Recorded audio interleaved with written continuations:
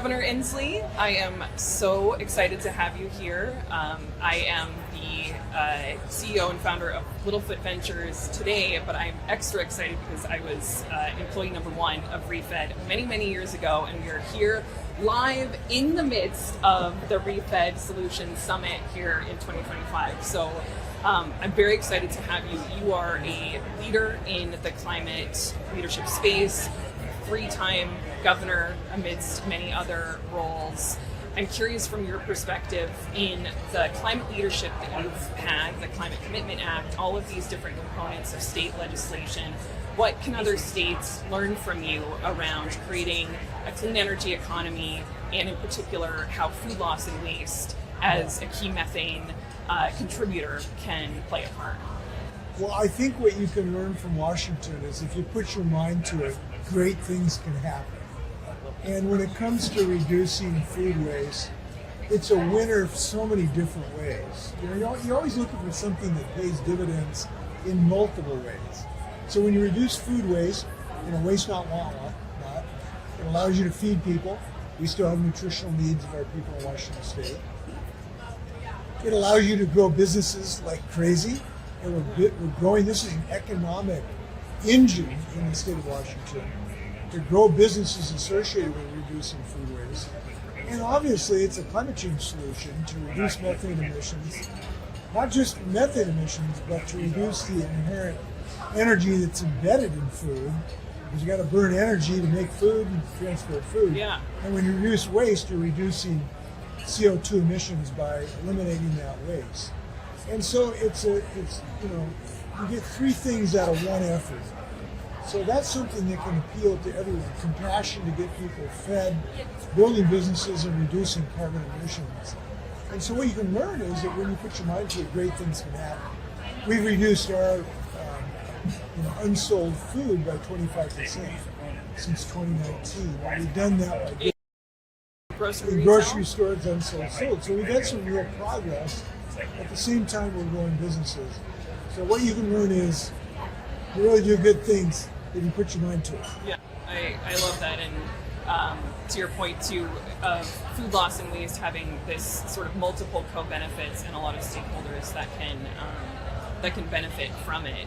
I'm also curious, sort of in this moment, too, of federal funding being and federal presence in a somewhat precarious place. State governments have, again, this huge role to play, but even sort of leaning into that business case and the economic value, what specifically can businesses sort of look to or expect in some ways from the enabling environment from state legislation to be able to do business, as you're saying, everything from upcycling innovation to, reducing costs through date labeling standardization, being able to sell more and not throw it out, organics infrastructure to be able to, support composting easier. What can businesses expect and get support from when it comes to the enabling environment?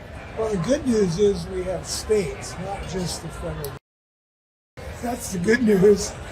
We know that for the next year or two at least, the federal government is going to probably go backwards when it comes to some of these issues, and it's most unfortunate in so many different ways, cutting food benefits and SNAP benefits, reducing some of the grant programs and tax benefits on the energy side. It's most unfortunate. But good news, we still got states that can move forward.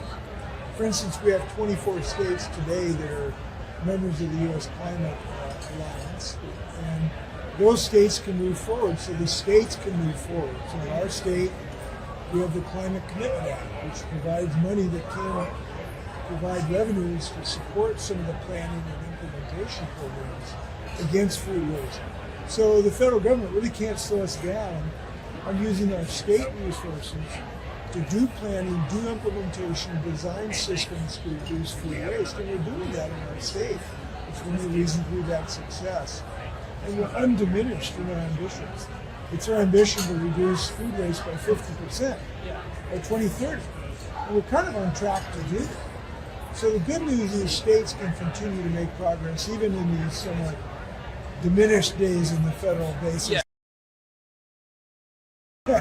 I'm trying to be on the optimistic side. Yeah, trust me, I need it as much as everybody else does.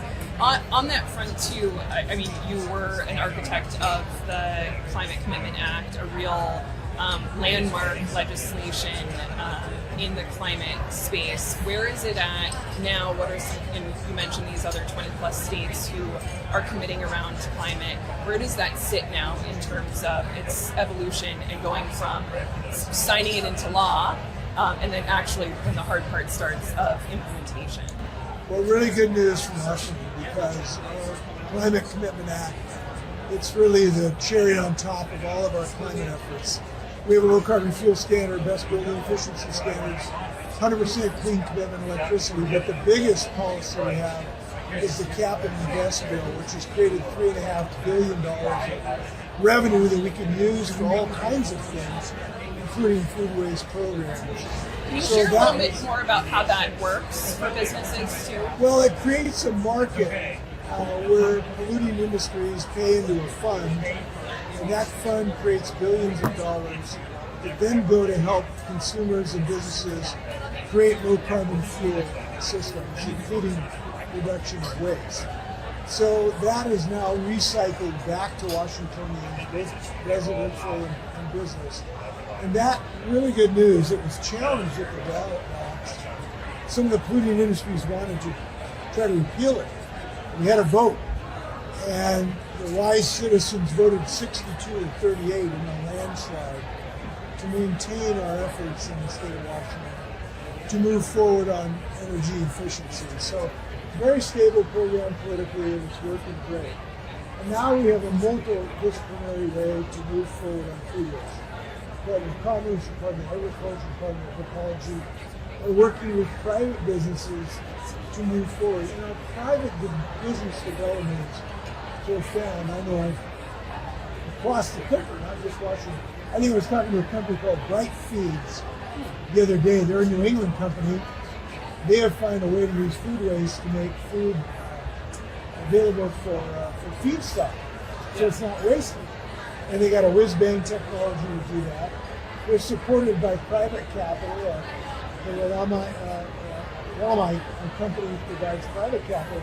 So we have a consortium of private capital with business policy that can help these businesses thrive. Bringing in new technologies is so important. We're using artificial intelligence. Right now, we've reduced by 14% in the potato food chain, supply chain, to use new technology. Like RFID, like sensor tagging when it's going through the supply chain or on farm? So I'm not totally knowledgeable about what system, but I know they're using AI technology throughout the potato supply chain to reduce wastage. You get a 14% reduction in food chain throughout your supply system. That's good for you. So we're using a high-tech system that are now available to us to bring in both private capital and state policies to move forward. It's a win-win for everybody. Which is a great example too, and I'd love to hear you sort of speak to that a little bit more, because as I mentioned to you in our briefing too, these types of conversations are an exploration into, well, how do we pay for that? This intersection between food and climate and financing. We've talked sort of on the state level and a lot of great innovations in legislation that unlocks that state funding. Where does VC, private equity, corporate leadership, philanthropy, where are you sort of hoping and expecting that will go, or even some good examples where you're like, you know what, this model of catalytic and patient funding to help de-risk these solutions is sort of where we're headed? Well, the way I look at it is that the best policy by the state or federal government is to create a demand for new products, new services, new technologies, but then private equity to finance to come in to support those systems. We're doing that through multiple ways in our Climate Commitment Act, in our low carbon fuel standard, to create demand for these new services. And policies do that, but then private equity can come in to really support these new companies. Once you create demand, it really creates the market for new services and equity to come in to create these businesses of the future. And it's happening big time. And relatively small investments can do that as a spur, particularly for these startups.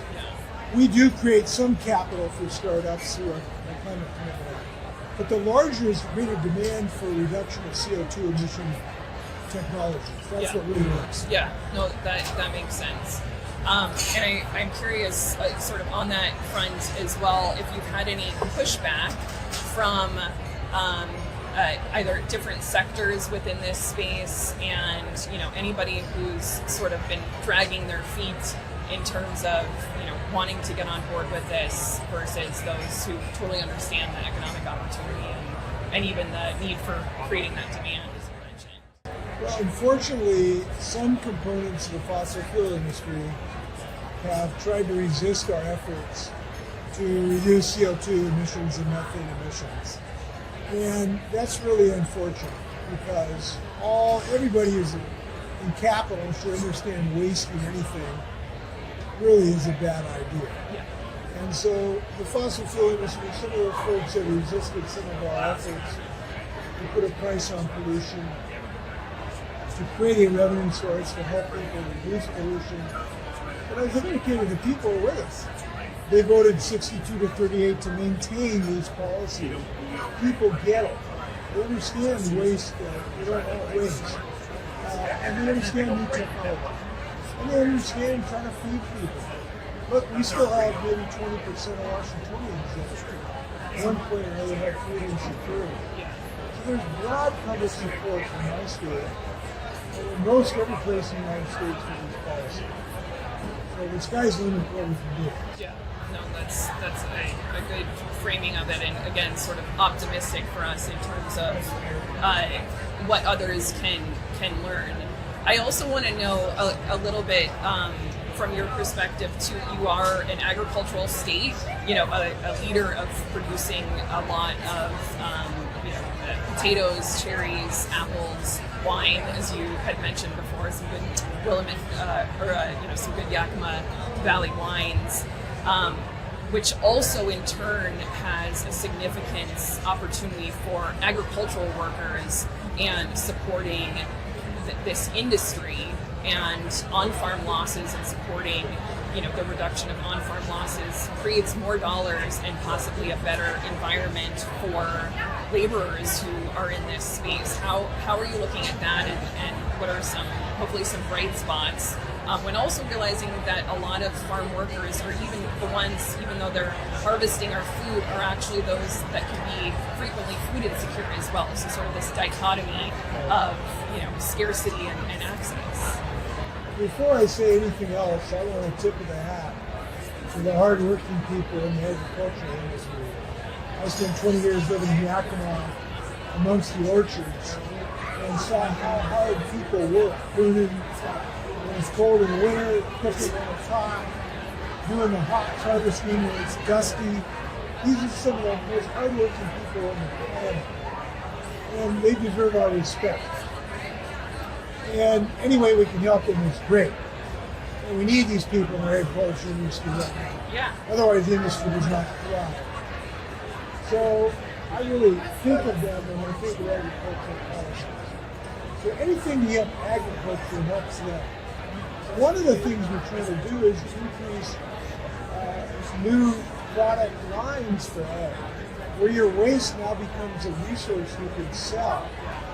So I just met a company who tries to create, using waste from our berry industry, to create a product that goes into facial ointments and food, and use that fiber instead of plastics that are exfoliants.